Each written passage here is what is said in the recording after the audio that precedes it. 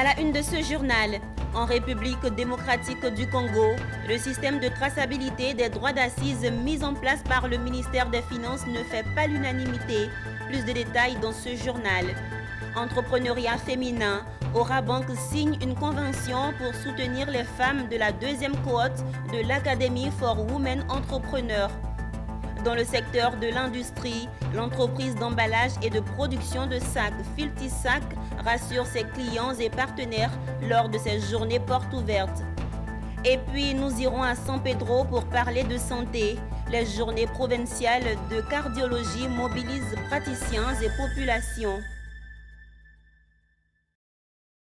Madame, Monsieur, l'actualité est au rendez-vous sur Business 24 Africa. Merci de nous rejoindre. Débutons cette édition en nous rendant en République démocratique du Congo, où le système de traçabilité des droits d'assises mis en place par le ministère des Finances ne fait pas l'unanimité. Ce système qui exige que les opérateurs économiques payent les frais de vignette fiscale sur les produits tels l'eau minérale, la bière ou encore la cigarette n'est pas du goût de ces derniers. C'est tout le constat fait par nos reporters sur place. Je vous propose de suivre.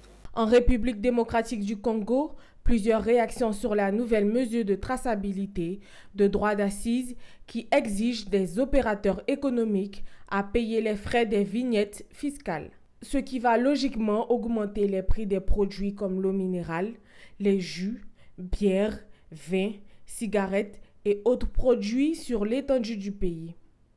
La population congolaise s'insurge contre cette mesure prise par le ministère des Finances. Selon la Fédération des entreprises du Congo, cette mesure est en violation de toute réglementation en vigueur. Parce qu'une fois si vous commencez à compter sur les estampillés, ça va entraîner la hausse des prix. Maintenant, vu le marché que nous sommes en train d'effectuer, on gagne un petit rien dans chaque sachet que vous voyez ici. Il peut se faire que nous achetons ce sachet à 5 500, et on en vend même à 5 550. Maintenant, quand vous allez majorer ça, on n'aura rien. Raison pour laquelle nous ne voulons pas cette majoration-là. Le système dont on dit qu'il faut mettre les emballages, les étiquettes sur les produits, pour nous, c'est difficile. Pourquoi? Parce qu'il y a des histoires qu'on achète localement. Chez nous, c'est un manque à gagner. Parce que nos produits, tout d'abord, par rapport à notre système de vente, c'est pratiquement impossible de mettre les histoires telles que les emballages, les étiquettes là. La Fédération des entreprises du Congo, FEC en sigle, estime que cette mesure est prise sans un examen minutieux des documents et textes qui régissent la fixation des taxes, impôts et redevances en République démocratique du Congo.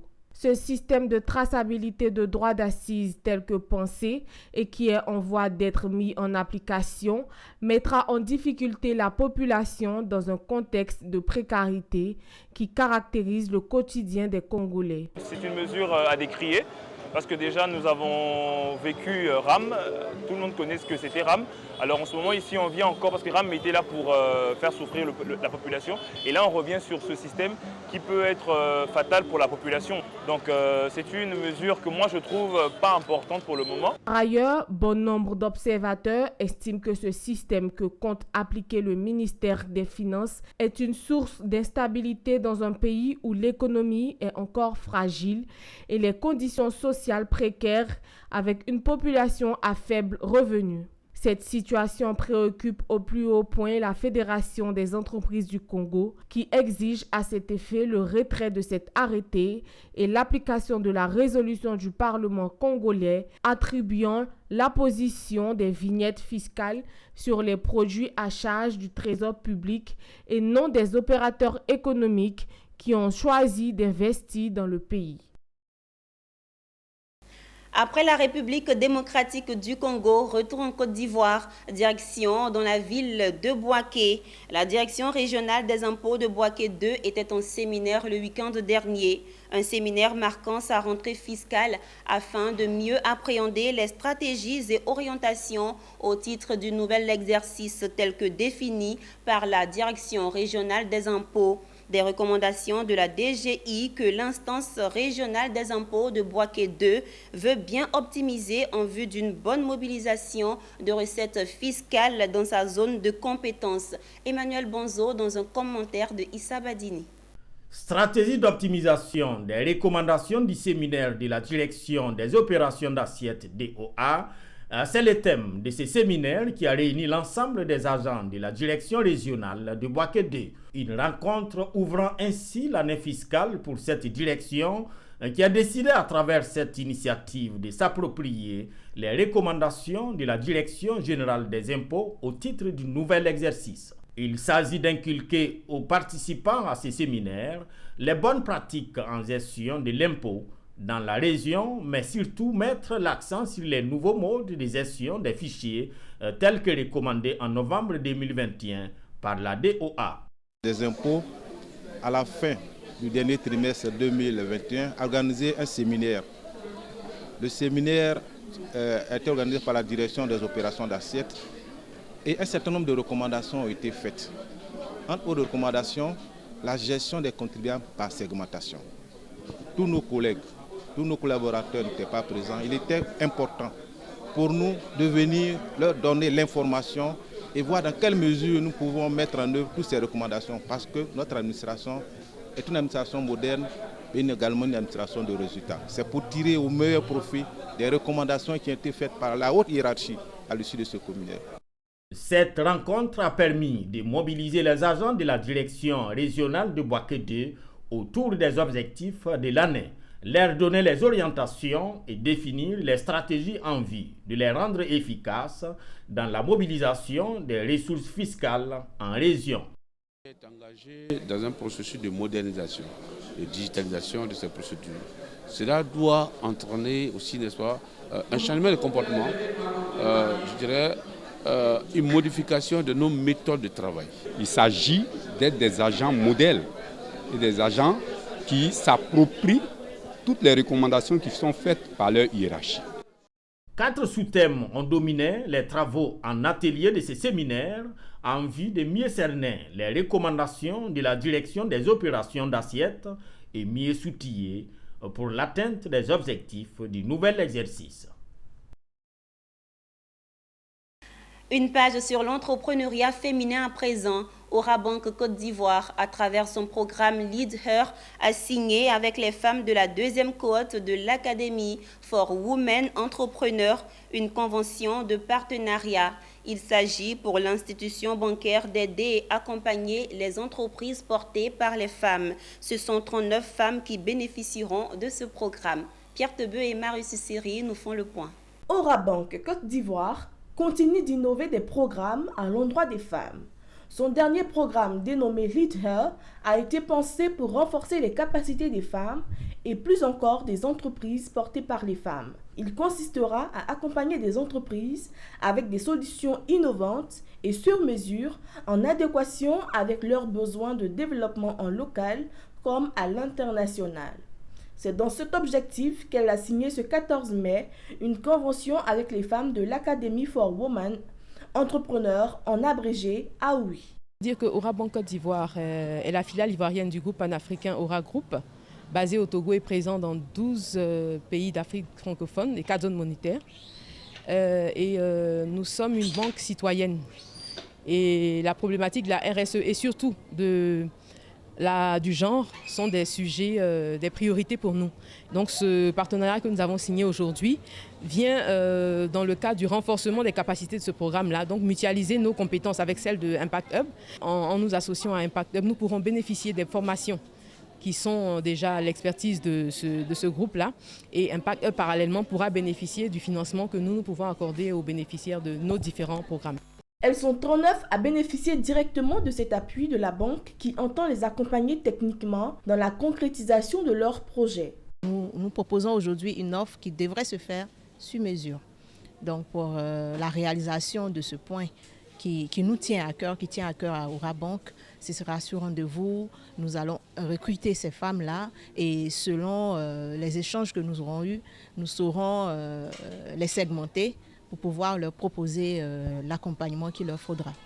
Une bouffée d'oxygène pour ces femmes futures entrepreneurs qui attendent le financement de leurs différents projets montés et présentés lors de cette cérémonie de graduation. Je dirais initialement, c'est déjà de s'assurer que nous avons dans nos programmes des femmes qui répondent aux besoins de la banque. Quelque part, il faut s'assurer que les deux entités puissent se comprendre. Donc c'est d'organiser des rencontres de compréhension entre une banque et des entrepreneurs pour que ces entrepreneurs puissent savoir les attentes des banques et afin que les banques aussi puissent avoir une meilleure compréhension des attentes des entrepreneurs, surtout les startups. Ensuite, c'est d'aider les entrepreneurs à avoir des dossiers solides afin de bénéficier des financements qu'ils pourraient avoir à travers le programme Aura Bank Leader. À travers cette convention de partenariat, Aura Bank Côte d'Ivoire propose à sa cible des produits et services à forte valeur ajoutée. Les formations seront menées à la fois par les équipes d'Aura Bank Côte d'Ivoire et des cabinets externes sur des thématiques génériques et spécifiques. En marge de la COP 15 des Nations Unies sur la sécheresse et la désertification qui se tient à Abidjan en Côte d'Ivoire, le Global Green Growth Institute, en abrégé GGGI, a initié un échange sur l'agriculture intelligente face au climat et les femmes en Afrique. Il s'agit d'une approche visant à transformer et à réorienter les systèmes agricoles pour soutenir la sécurité alimentaire face aux réalités dynamiques du changement climatique. Richard Akeke, Pierre Tebeu. La production céréalière actuelle de l'Afrique devrait diminuer de 40% en 2050. Au même moment, une baisse de 5% des précipitations et des sécheresses augmenteront la superficie des terres arides et semi-arides de 5 à 8%. Ces chiffres ont été présentés lors du débat de la CDP à la COP 15 ici à Abidjan. Ils annoncent que les sécheresses intenses auront des effets conséquents sur la composition floristique de la végétation. La promotion des pratiques technologies agricoles intelligentes face au climat ASC serait l'une des possibilités d'intégration pour atténuer les impacts du changement climatique tout en maintenant la productivité des chaînes de valeur agricoles. Les experts précisent que l'écart entre les sexes dans l'agriculture peut avoir des implications importantes pour l'adoption et la durabilité des pratiques. Il y a beaucoup de défis au niveau environnemental. Notre façon de produire et de consommer doit changer. Et cette façon de produire doit changer en utilisant ce qu'on appelle l'agriculture intelligente face au climat. Cette agriculture intelligente face au climat est un ensemble de technologies, mais il ne s'agit pas uniquement d'un ensemble de technologies qui permettent une gestion efficiente des ressources en eau, mais aussi des ressources de terre, mais il s'agit aussi de créer un environnement favorable pour que ces technologies puissent être mises en œuvre de façon à ce qu'ils impactent sur la réduction des gaz à effet de serre. Au-delà des pratiques d'ASC, les institutions impliquées devront s'associer à des organisations communautaires dirigées par des femmes. Nous savons que les jeunes et les femmes ont un problème d'accès au crédit. Pour les banques conventionnelles qui ont des taux à 10%, 15%, 20%, nous sommes allés donc travailler avec le Fonds Vert Climat, mobiliser des financements, le mettre dans des banques locales qui vont maintenant rétrocéder ces fonds sous forme de lignes vertes aux jeunes et de femmes. Maintenant, les solutions qui doivent être mises en œuvre pour qu'on puisse quand même démontrer que ces ressources sont utilisées à bon escient, c'est des solutions d'agriculture durable. Nous sommes énergéticiens, donc nous avons proposé en fait des solutions qui permettent justement de contribuer à une agriculture intelligente, notamment à travers des solutions de solaire, de pompes pour l'irrigation et pour l'élevage. Malheureusement, il existe une lacune importante concernant les obstacles à l'adoption de pratiques agricoles et les mesures visant à surmonter ces obstacles tout en tenant compte de l'écart entre les sexes. Les récents développements au niveau politique donnent l'espoir d'une adoption à grande échelle de l'ASC en vue d'améliorer la résilience au changement climatique et la sécurité alimentaire dans la région Afrique de l'Ouest. Le géant de l'emballage et de la production de sacs Filtisac a ouvert ses portes sur son site de production situé à Abobo, à Djamé. Une journée porte ouverte à laquelle ont participé les clients et partenaires clés de l'entreprise, notamment ceux de la filière café-cacao et Anacard, qui ont été rassurés sur les capacités de l'entreprise. Le compte rendu de Walter Kofi et Richard Akeke. Partenaire historique du monde agricole, Filature Tissage Sac Côte d'Ivoire, Filtissac a convié sa clientèle et ses partenaires à visiter son site de production d'Abobo à Djamé. Entreprise exportatrice, acteur du monde du commerce et de l'industrie et opérateur de la filière café, cacao et anacarde, tous étaient au cœur du processus de fabrication des sacs de jute. Faire vivre les réalités industrielles de cette unité de production au service de l'agriculture ivoirienne est un moyen pour le groupe de mettre en confiance ses clients et partenaires quant aux dispositions prises pour satisfaire leurs besoins en sacherie. L'intérêt, c'est parce que nous avons voulu que nos partenaires soient rassurés par rapport à la réalité de ce marché et éviter de devoir, être inquiet et avoir des incertitudes par rapport à ce que Filtissac arrive à produire. Donc, nous avons voulu les rassurer, nous avons voulu leur montrer que Filtissac met tout en œuvre pour pouvoir préparer, non seulement livrer ces campagnes qui sont en cours, à savoir la campagne anacarde et la petite campagne cacao, mais également préparer les prochaines campagnes. Aussi bien la grande campagne cacao qui aura lieu à partir d'octobre que la campagne future de café du premier trimestre 2023 et du cajou. Au moment où la campagne intermédiaire de commercialisation du café cacao bat son plein, Filtissac veut éviter les désagréments causés en 2021 par la pandémie à Covid-19.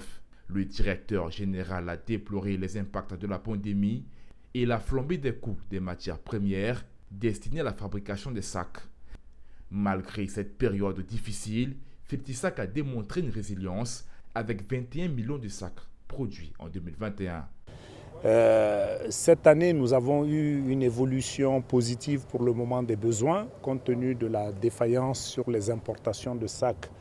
Et nous avons réussi dans un contexte, comme je l'ai souligné, assez difficile, caractérisé par des matières premières en forte hausse, un fret maritime en flambée, ainsi que le cours du dollar aujourd'hui, parce que ça c'est la dernière actualité, un cours du dollar qui est également très élevé. Nous réussissons à satisfaire les besoins de commande de nos clients, notamment le conseil café-cacao, le conseil coton anacarde, parce que nous sommes en pleine campagne de cajou, comme vous le savez, en campagne intermédiaire de cacao. Grâce aux efforts que Filtissac a déployés, que vous avez pu voir tout à l'heure à travers la visite, avec des stocks importants de matières premières que nous avons dans nos magasins. Créé en 1965 par le fonds ACACAN pour le développement économique ACFED, Filature Tissage Côte d'Ivoire, seule unité de production de jute en Afrique, est l'un des flairons de l'économie ivoirienne. Filtissac a en son sein d'autres activités, notamment le département synthétique et le département emballage, qui permettent à l'entreprise de réaliser un chiffre d'affaires qui se situe autour de 40 milliards l'année. Un tour dans le domaine de l'immobilier. Ivoire Développement, une société immobilière évoluant dans la vente de terrains, de lotissements, ouverture de voies, a procédé à la première remise officielle de certificats de cession aux acquéreurs de son site situé à Songon, Atié 2. La cérémonie a eu pour cadre le jardin du rail dans la commune du Plateau. C'était en présence de la presse, de plusieurs invités ainsi que des autorités traditionnelles de la commune de Songon, Diane Cablancan et Ismaël Doza. Ils étaient tous en joie. Ces hommes et femmes et représentent au restaurant Jardin du Rail 6 à Abidjan Plateau. C'était le samedi 14 mai 2022 à l'initiative de la société immobilière Ivoire Développement. Dans le cadre d'une cérémonie symbolique de remise des certificats de cession aux acquéreurs de son site situé à Sangon-Atié 2. Kader Félix, directeur général d'Ivoire Développement, n'a pas manqué pour sa part d'exprimer son enthousiasme de pouvoir enfin procéder à cette première remise de certificats. Aujourd'hui, il faut dire que c'est une cérémonie de remise officielle d'attestation parce que dans l'aménagement foncier, il faut dire souvent que les propriétaires terriens, les villages nous demandent d'investir pour l'aménagement de leur site, souvent qui fait des hectares et des hectares. C'est des millions qu'il faut, souvent même milliards qu'il faut pour faire les investissements jusqu'au bout. Mais quand vous n'avez pas cet argent, vous vous tournez vers les banques. Mais comme les banques sont lentes, elles traînent les pieds, alors nous sollicitons des partenaires financiers, qu'ils soient individus ou bien mutuels, pour nous aider, pour participer au financement de ces sites-là. Pour qu'à la fin, eux aussi, parce qu'ils sont aussi dans le besoin de terrain, donc à la fin des travaux, nous les rétribuons par rapport à leur investissement aussi. Conscient que l'objectif de chaque souscripteur, c'est d'avoir un terrain, Cadet Félix les a assurés de tout mettre en œuvre pour transformer leurs rêves en réalité. La meilleure publicité dans ce domaine-là, c'est la satisfaction de ceux qui vous accompagnent. Et donc nous voulons faire en tout cas de notre particularité, de la satisfaction de nos partenaires financiers, de nos clients, notre référence. De façon symbolique, un certificat de bonne exécution a été remis au cours de cette cérémonie pleine d'émotions à M. Kadek Félix par les représentants de la famille Godoumont, propriétaire du terrain. La Société ivoirienne de cardiologie était en séminaire dans la ville balnéaire de San Pedro. Urgence cardiovasculaire, que savoir, que faire? C'était les journées provinciales de cardiologie qui ont duré 2 jours dans la ville portuaire. Objectif, décentraliser les activités de cardiologie et la prise en charge des urgences cardiovasculaires pour renforcer les capacités des professionnels.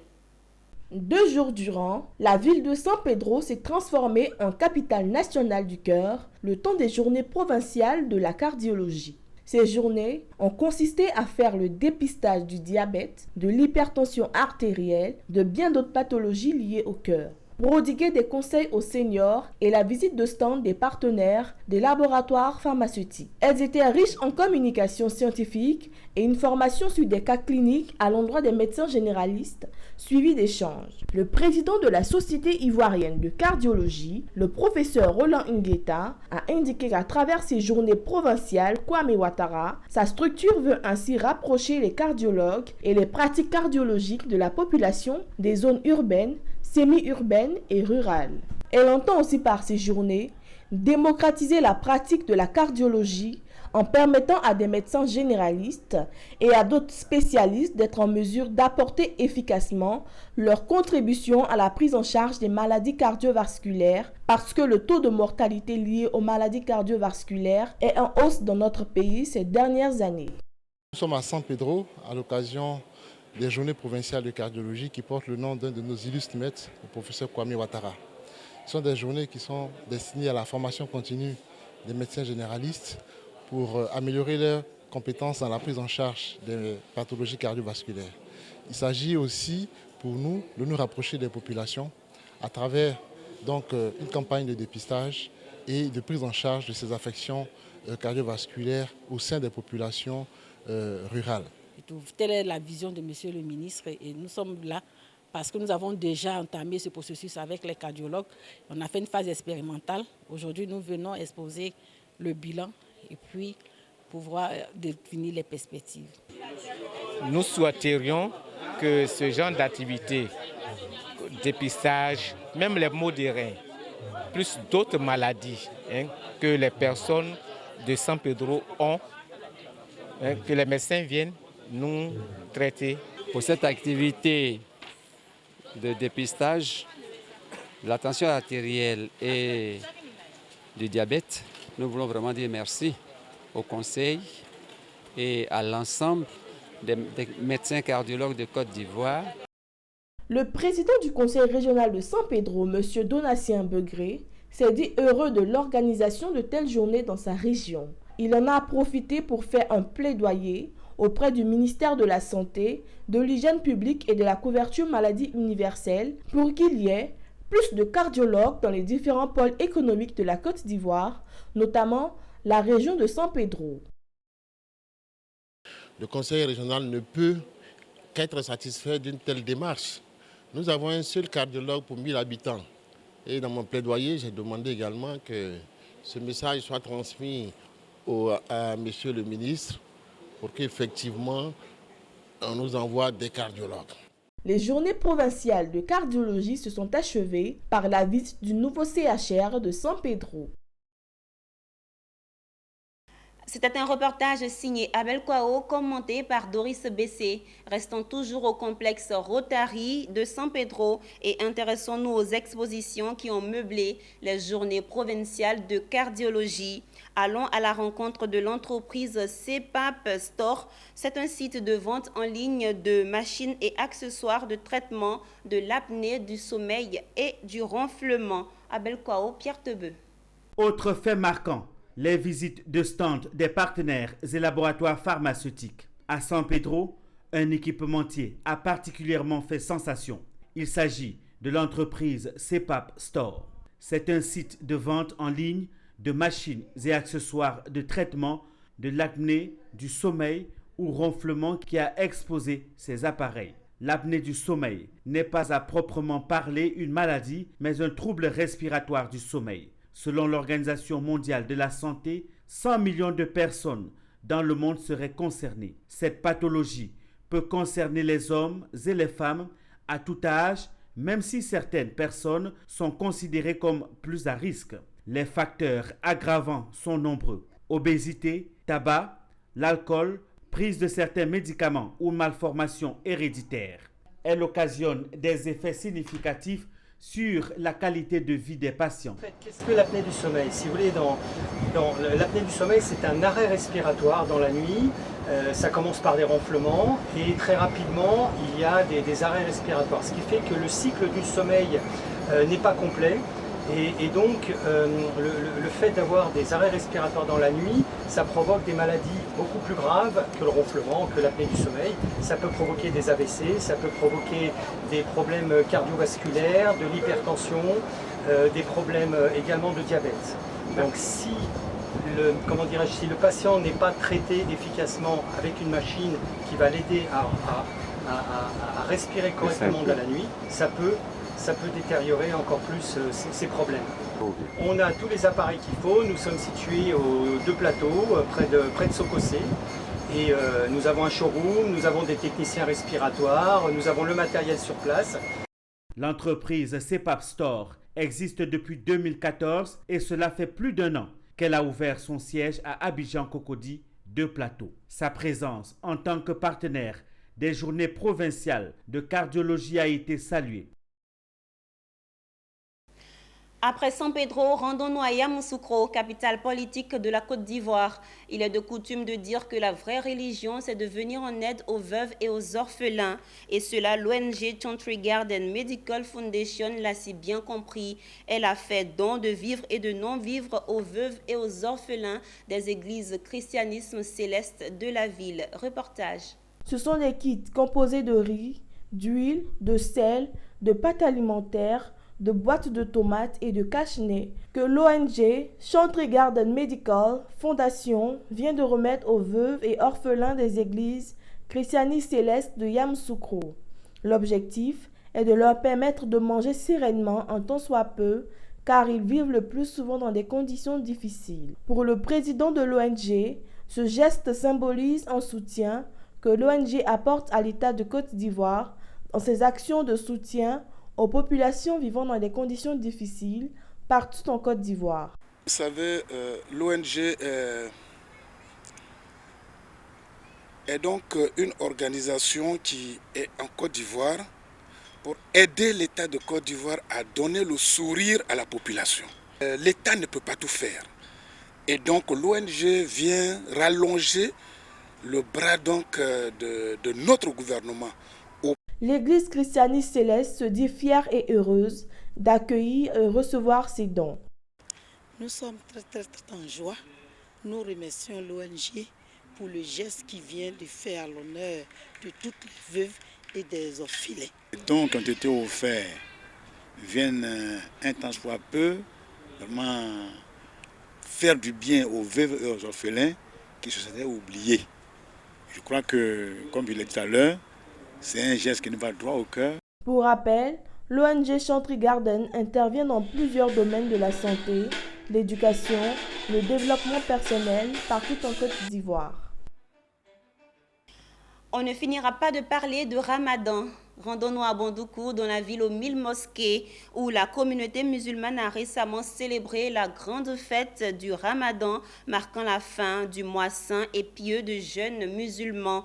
Les fidèles musulmans et les populations de Bondoukou ont terminé ce moment en beauté. La diva de la musique mandingue Afou Keïta les a gratifiés d'un concert inoubliable, un concert gratuit à mettre à l'actif de la jeunesse consciente de Bondoukou. Suivez. Un grand spectacle de renom offert aux fidèles musulmans pour leur permettre de célébrer ainsi 30 jours de pénitence qui marquent la fin du mois de Ramadan. C'est une initiative de la jeunesse consciente de Bondoukou avec à sa tête Anzouman Ouattara, fils et cadre de Bondoukou, qui a servi aux fidèles musulmans un concert digne du nom avec la diva de la musique mandingue ivoirienne Afou Keïta. Vu le mois de carême, sachant que c'est un mois de partage, un mois de pénitence, et après ces 30 jours, on a jugé nécessaire d'égayer un peu la population, d'apporter un peu de joie à nos parents. Plusieurs fidèles musulmans venus de partout ont dansé, chanté et vibré au son de la diva Afou Keïta, qui n'a laissé personne indifférent. Tous ont repris en chœur ces différentes chansons.